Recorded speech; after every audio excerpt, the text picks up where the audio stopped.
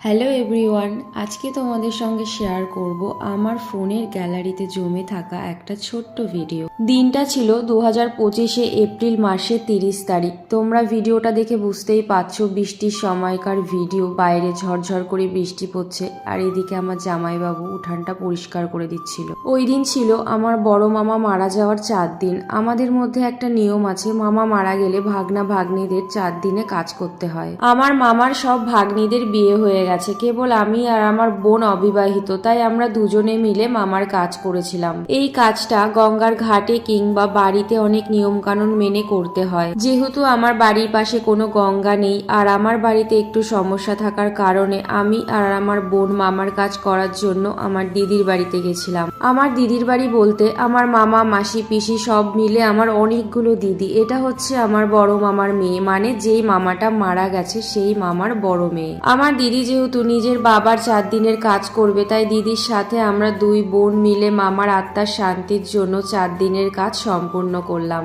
আমার কোলে যে পুচকুটাকে তোমরা দেখতে পাচ্ছ, এটা কে বলো তো? এটা হচ্ছে আমার দিদির মেয়ের ছেলে, মানে আমার নাতি হয়। দেখো গাইস, নিজের এখনো বিয়ে হতে পারলো না, তার আগে আমি দিদিমা হয়ে গেছি। হায়রে পোড়া কপাল আমার। জানো তো, যখন রাস্তায় বের হই, আমার থেকে বয়সে ছোট বোনদের যখন শাখা সিঁদুর শাড়ি পরে রাস্তায় হাঁটতে দেখি, নিজের যে কি পরিমাণ লজ্জা লাগে কি আর বলবো তোমাদের এই দুঃখের কথা। এমনকি আমার নিজের দুটো বোনের বিয়ে হয়ে গেছে, আর এদিকে আমার দিদির মেয়ে যে আমার থেকে বয়সে অনেক ছোট, তার ছেলে হয়ে গেছে, যাকে আমি কোলে নিয়ে আদর করছি। যাকগে, এসব কথা ভেবে বা বলে কোনো লাভ নেই। সকাল থেকে প্রচুর পরিমাণে বৃষ্টি হয়েছে, মামার কাজটা তো অনেক কষ্টে আমরা সম্পূর্ণ করেছি। এখন একটু বৃষ্টি কমায়, বাইরের ওয়েদার ভালো থাকায় দিদির বাড়ি থেকে এখন আমরা যাচ্ছি আমার ছোট মাসির বাড়িতে। দিদির শ্বশুর বাড়ি থেকে 5 মিনিট হাঁটা পথ, তারপরে কিন্তু আমার ছোট মাসির বাড়ি। আগের দিন রাত্রেবেলায় আমার বাবা আমাদের দুই বোনকে ছোট মাসির বাড়িতে দিয়ে গেছিল। মাসির বাড়িতেই সমস্ত নিয়ম কানুন মেনেছিলাম, শুধু কাজটা দিদির বাড়িতে গিয়ে করেছিলাম।